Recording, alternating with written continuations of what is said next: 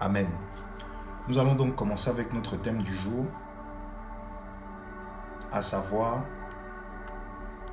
la convoitise et les pierres d'achoppement. La convoitise et les pierres d'achoppement. Nous allons lire notre verset de base, Jacques chapitre 1 du verset 12 au verset 14. Jacques chapitre 1, verset 12 à verset 14. La parole de l'Éternel dit ceci. Heureux est l'homme qui endure la tentation, car après avoir été éprouvé, il recevra la couronne de vie que le Seigneur a promise à ceux qui l'aiment. Que personne ne dise lorsqu'il est tenté, c'est Dieu qui me tente. Car Dieu ne peut être tenté par le mal et lui-même ne tente personne. Mais chacun est tenté quand il est attiré et amorcé par sa propre convoitise. Donc ce passage, c'est un passage très intéressant et comme nous l'avions expliqué la semaine dernière, le livre de Jacques, c'est également c'est un livre qui enseigne la sagesse. Jacques, c'est un livre qui enseigne la sagesse. Et le passage le plus important à retenir dans la phrase clé, si on peut le dire ainsi, dans ce passage, c'est le verset 14.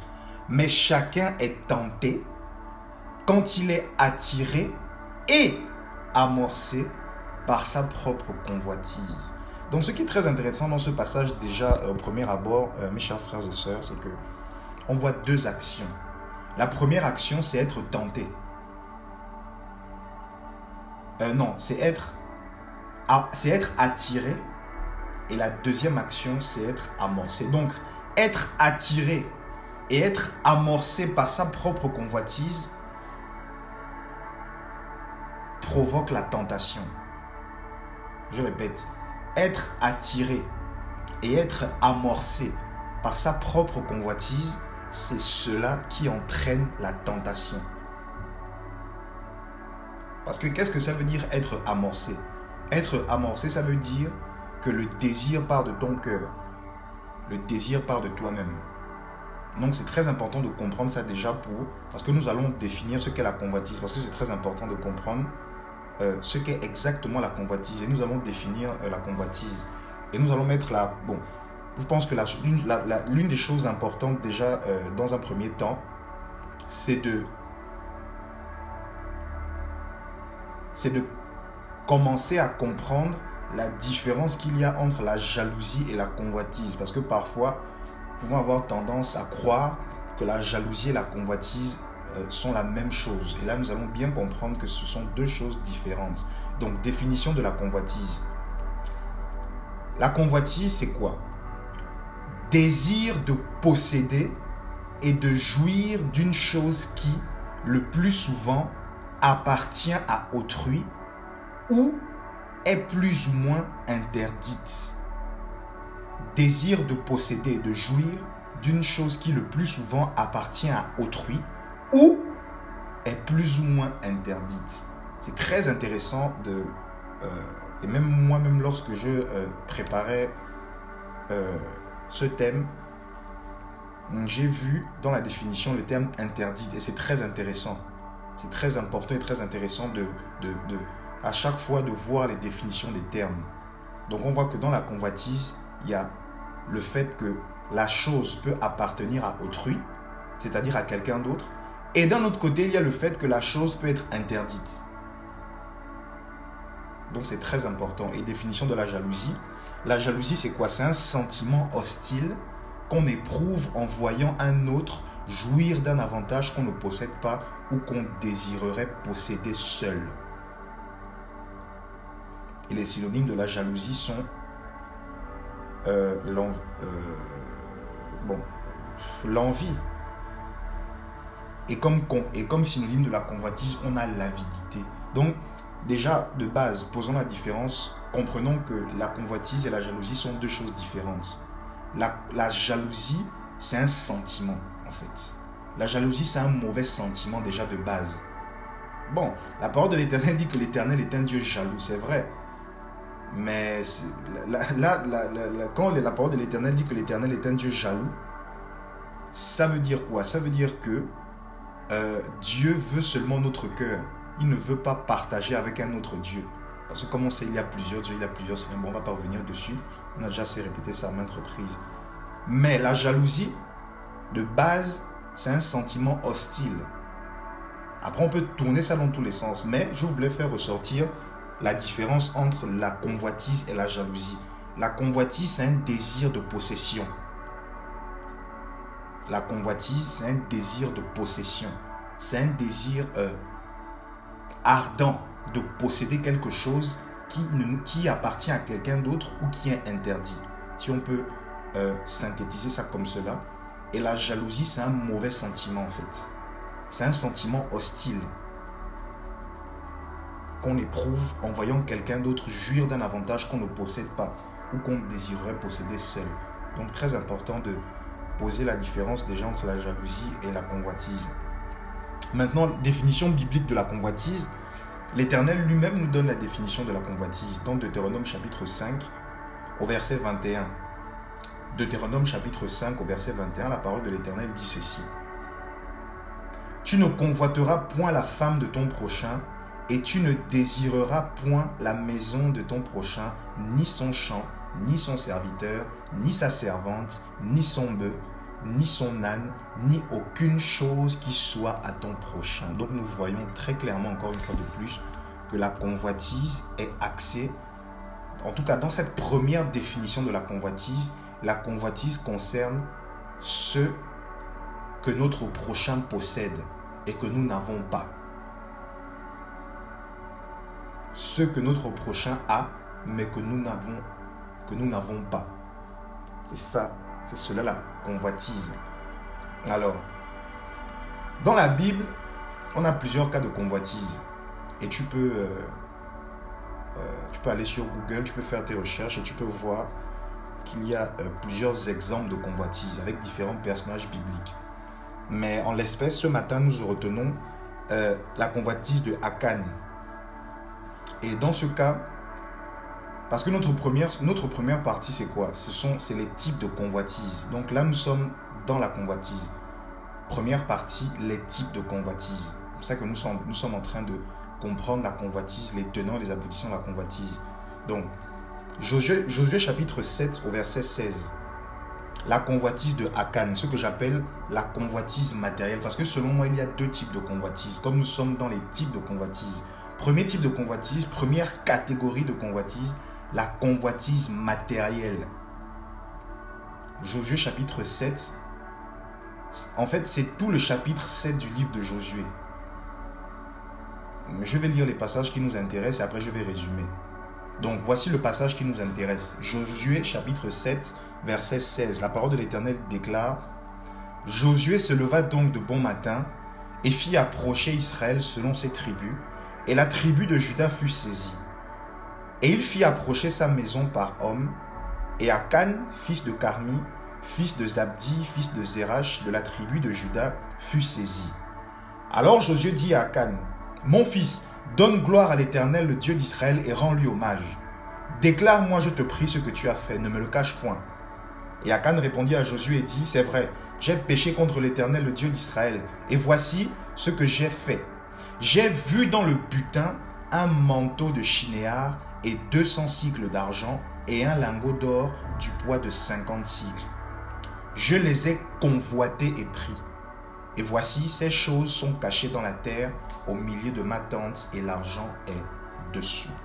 Donc, pour résumer, parce que c'est important de comprendre la situation dans laquelle cette scène se passe, la situation dans laquelle cette scène se déroule. Parce que lorsqu'on veut comprendre la Bible, parfois, lorsque tu veux comprendre certains passages bibliques, certaines scènes bibliques, lorsque tu veux essayer de comprendre ce que le Seigneur... Parce que la Bible, c'est quoi? La Bible, c'est un livre de scènes, ce sont des scènes physiques qui se sont réellement passées à travers lesquelles le Seigneur Jésus, l'Éternel, veut nous faire comprendre les réalités du monde spirituel. Donc, il utilise le visible afin d'expliquer l'invisible. Et parfois, lorsque tu veux comprendre certaines scènes bibliques, tu dois regarder, pas le contexte. Je n'aime pas parler de contexte parce que si on commence à contextualiser la Bible, on va commencer à dire que quand Paul s'adressait à telle église, ça veut dire que c'était seulement pour cette église-là. Non. Je préfère parler de situations géographiques ou bien de situations, on va dire, historiques. Parlons de ça. Bon, même pas situation historique, situation géographique. Bref, parfois pour comprendre certains passages bibliques, tu dois regarder la situation dans laquelle la scène se déroule. Et en l'espèce, dans Josué chapitre 7, que se passe-t-il? Ce qui se passe, c'est que les enfants d'Israël sont allés mener une bataille. Ils ont perdu la bataille. Et déjà, la chose très intéressante que nous pouvons relever, c'est que quand ils sont allés mener cette bataille, ils n'ont pas consulté l'Éternel. Ça, c'est la première chose. Ensuite, lorsqu'ils sont allés mener cette bataille, ils ont perdu. Et Josué a demandé à l'Éternel, mais Seigneur, que se passe-t-il que nous fuyons devant nos ennemis? Et le Seigneur a répondu à Josué, mais Josué, justement, et c'est ce que nous voyons dans Josué chapitre 7 au verset 10. Alors, donc ça, c'est après que Josué ait demandé à l'Éternel, Seigneur, pourquoi nous avons perdu? Pourtant, tu es censé être avec nous. Verset 10, alors l'Éternel dit à Josué, lève-toi, pourquoi es-tu ainsi étendu le visage contre terre? Israël a péché. Ils ont même transgressé mon alliance que je leur avais prescrite et ils ont pris de l'interdit. Ils ont pris de l'interdit et nous retrouvons le terme interdit que nous avons vu précédemment dans la définition de la convoitise. Que la convoitise, c'est également de désirer parfois quelque chose qui est interdit. Donc nous voyons ces deux aspects de la convoitise. Premier aspect, c'est désirer quelque chose qui appartient à quelqu'un. Deuxième aspect, c'est désirer quelque chose qui est interdit. Donc, et la suite de Josué chapitre 7 au verset 16 justement, c'est que le Seigneur a fait en sorte que les enfants d'Israël perdent cette bataille parce que justement Akan a péché.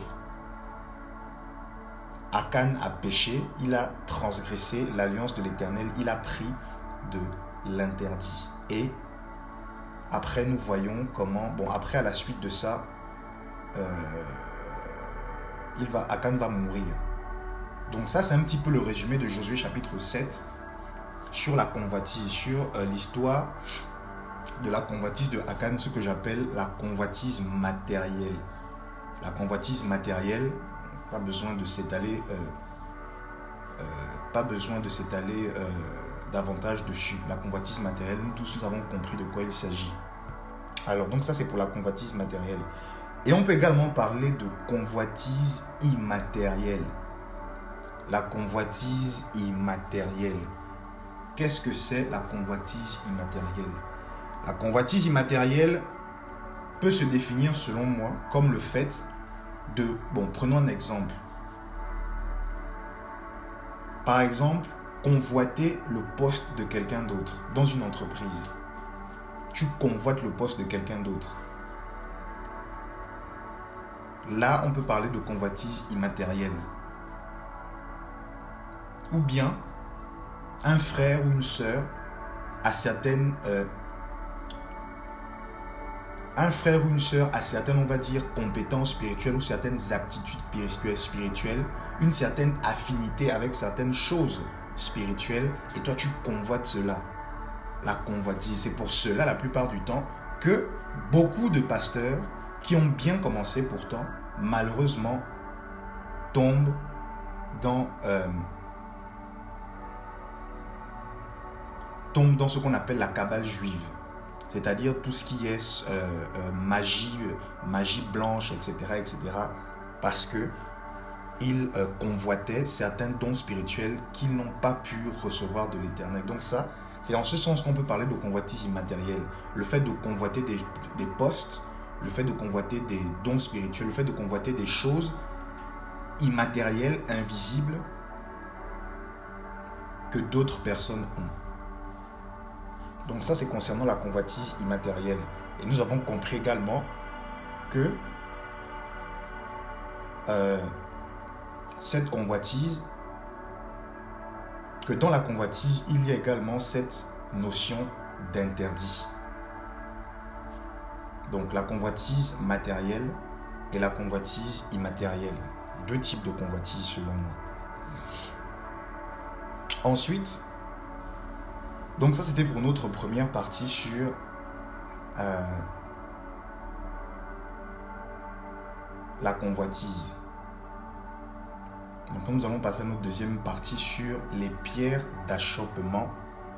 Un sujet très important dont nous devons avoir conscience. Donc les pierres d'achoppement. Définissons d'abord ce qu'est une pierre d'achoppement. Pierre d'achoppement, c'est quoi? C'est une difficulté qui empêche de progresser.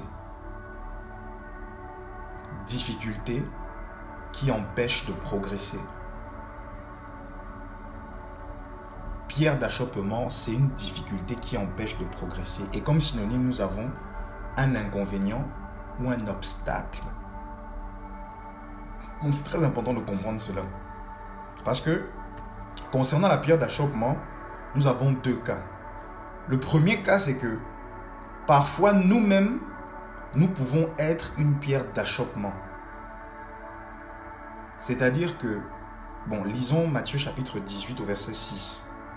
Matthieu chapitre 18 au verset 6 déclare: « Mais si quelqu'un scandalise un de ces petits qui croient en moi, il vaudrait mieux pour lui qu'on lui attachât une meule au cou et qu'on le jetât au fond de la mer. » Matthieu chapitre 18 au verset 6. « Mais si quelqu'un scandalise un de ces petits qui croient en moi, il vaudrait mieux pour lui qu'on lui attachât une meule au cou et qu'on le jetât au fond de la mer. »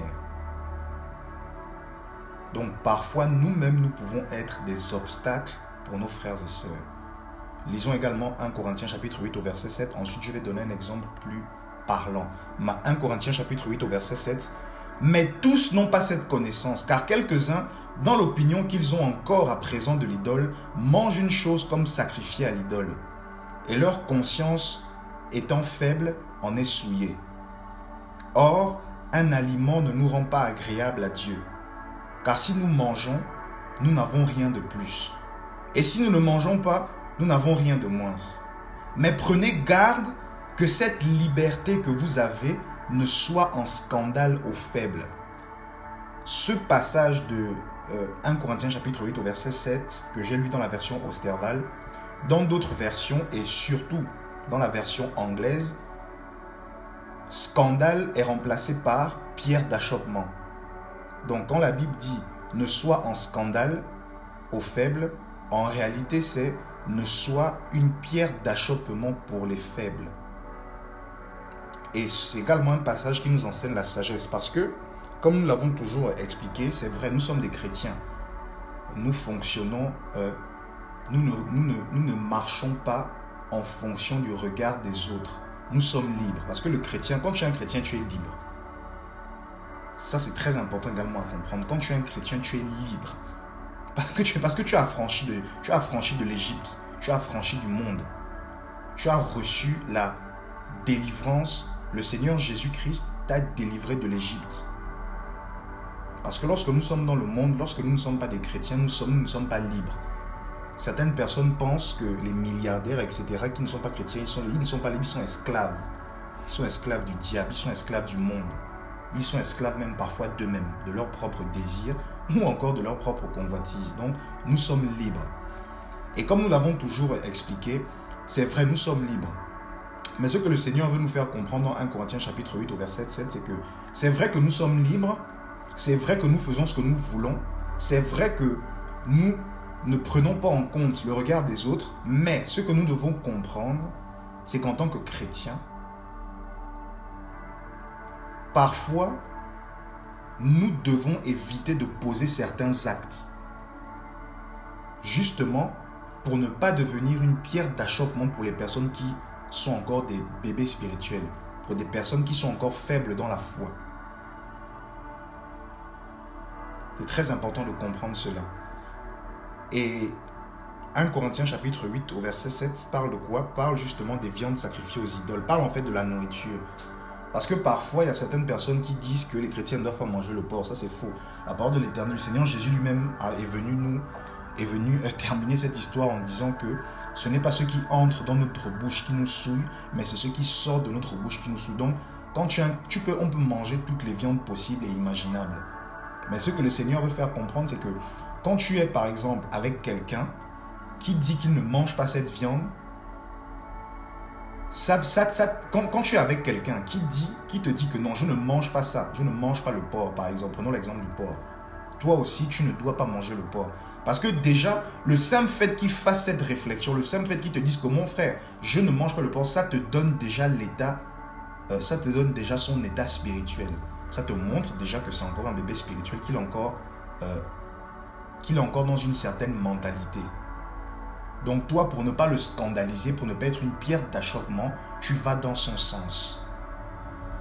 Donc c'est en ce sens que le Seigneur nous fait comprendre que nous ne devons pas être des pierres d'achoppement. Prenons un exemple encore plus clair. Prenons l'exemple des femmes. Les femmes qui s'habillent d'une certaine manière. Les femmes qui portent les pantalons, etc., qui s'habillent d'une manière impudique. Elles ne savent pas, malheureusement pour elles, qu'elles constituent des pierres d'achoppement pour les hommes. Malheureusement, elles ne le savent pas.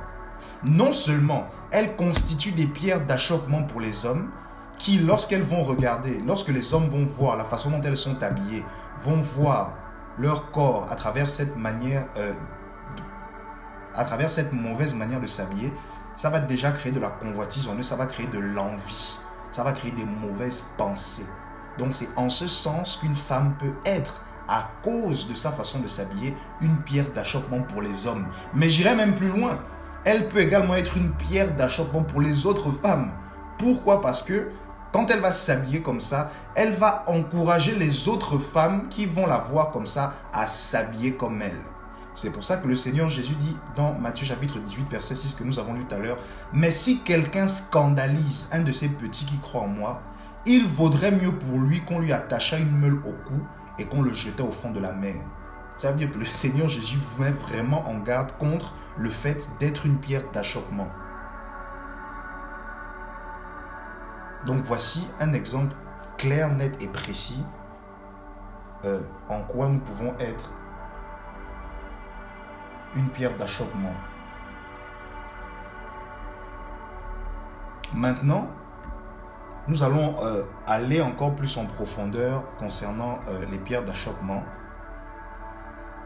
Lisons Apocalypse chapitre 2 au verset 14 pour mieux comprendre ce principe.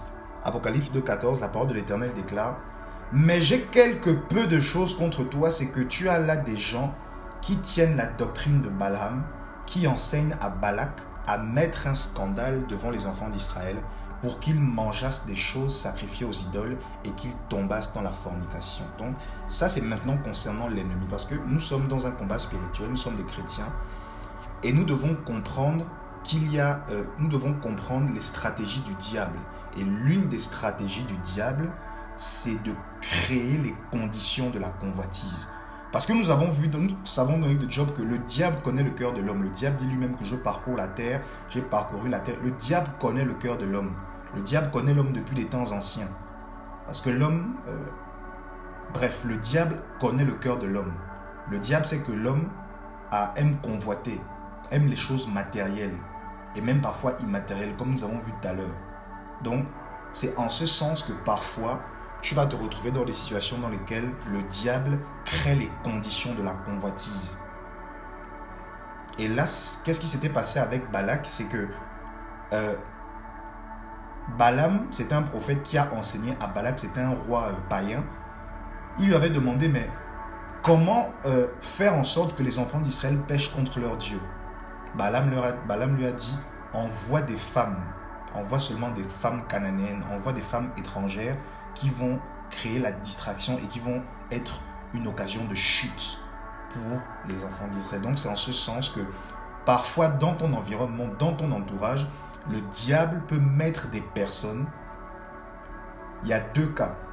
Le premier cas, c'est que le diable va mettre des personnes qui elles-mêmes aiment la convoitise. Ça, c'est le premier cas. le diable va mettre des personnes autour de toi, dans ta famille, dans ton entourage, dans ton environnement, des personnes qui aiment la convoitise, c'est-à-dire des personnes qui pratiquent la convoitise. Que ça soit la convoitise matérielle ou immatérielle, des personnes qui pratiquent la convoitise. Et ces personnes qui pratiquent la convoitise vont te contaminer. Vont contaminer ton vêtement. Vont contaminer ton vêtement blanc. Parce que toi, tu as un vêtement blanc. Et lorsque tu es dans un environnement sale, ton vêtement a tendance à se salir le plus rapidement possible. Mais lorsque tu es dans un environnement propre, ton vêtement blanc a tendance à ne pas vite se salir ou même à ne quasiment jamais se salir. Donc c'est en ce sens que le diable peut mettre dans ton environnement des personnes qui pratiquent la convoitise. Ça, c'est le premier cas de figure. Et le deuxième cas de figure, c'est que parfois également, le diable peut mettre dans ton environnement des personnes qui n'ont pas ce que tu as. Ça, c'est le deuxième cas de figure. La deuxième catégorie, on va dire, de pierre d'achoppement concernant le diable, concernant l'ennemi, c'est-à-dire qu'il va mettre des personnes dans ton environnement qui ont des choses que tu n'as pas pour te pousser à convoiter. Parce qu'aujourd'hui, nous sommes dans l'ère du matériel. Bon, c'est vrai que dans une certaine mesure, nous sommes aussi dans l'ère de l'immatériel. Mais nous sommes, bien évidemment, de toute façon, nous avons toujours, parce que la parole de l'Éternel dit qu'il n'y a rien de nouveau sous le soleil, nous avons toujours été matérialistes. Mais encore plus avec l'âge de bronze, etc., etc., lorsque les hommes ont commencé à travailler les métaux. Donc, nous sommes dans cette ère-là, du matérialisme, du paraître. Les voitures, les maisons, etc., les bijoux, etc., etc., etc. Donc, c'est en ce sens que le diable crée les conditions de la convoitise. Il en fait toujours plus. Donc ça, c'est concernant les stratégies du diable. Et ce qu'il faut également comprendre avec la convoitise, et c'est un point très important, c'est que la convoitise, lorsque tu convoites quelque chose, ça veut dire en réalité que tu méprises ce que Dieu t'a donné. Parce que Dieu, c'est ton Père. Il sait que tu as besoin de telle ou telle chose. Il le sait. Et s'il ne te donne pas cette chose, c'est parce que tu n'es pas encore prêt à recevoir la chose, à recevoir la bénédiction. Et lorsque tu convoites donc, tu méprises ce que Dieu t'a déjà donné. Parce que la parole de l'Éternel dit quoi? Que celui qui est fidèle dans les petites choses sera fidèle dans les grandes. Donc, commence avec ce que tu as, commence avec ce que le Seigneur t'a donné. Chéris-le, garde-le près de toi et souviens-toi toujours que c'est ton Père qui te l'a donné. Et ça va également t'aider à t'éloigner et à ne pas encourager la convoitise dans ton cœur. Et c'est en ayant conscience de toutes ces choses que nous pouvons justement lutter contre la convoitise. Et la parole de l'Éternel dit quoi quelque part? Que les yeux sont la lampe du corps. Les yeux sont la lampe du corps. Donc ça veut dire que si tes yeux, si tu passes ton temps à regarder des mauvaises choses, si tu passes ton temps à regarder des films bizarres, tu passes ton temps à regarder des trucs bizarres, des gens bizarres, etc. C'est comme la Bible dit aussi que dans Matthieu 5, 28, que mais je vous dis que quiconque regarde une femme pour la convoiter a déjà commis un adultère avec elle en son cœur. Donc quand tu es un chrétien, tu dois aussi faire attention à tes yeux, à ce que tu regardes. Parce qu'on ne se rend pas compte. Mais quand le Seigneur Jésus dit que les yeux sont la lampe du corps, c'est un point très important. Faisons attention à ce que nous regardons. À ce que nous regardons comme contenu vidéo, à ce que nous regardons de manière générale. Faisons attention à nos yeux. Parce qu'après, lorsque les yeux sont sales, c'est tout le corps qui est sale. Donc, c'est en ce sens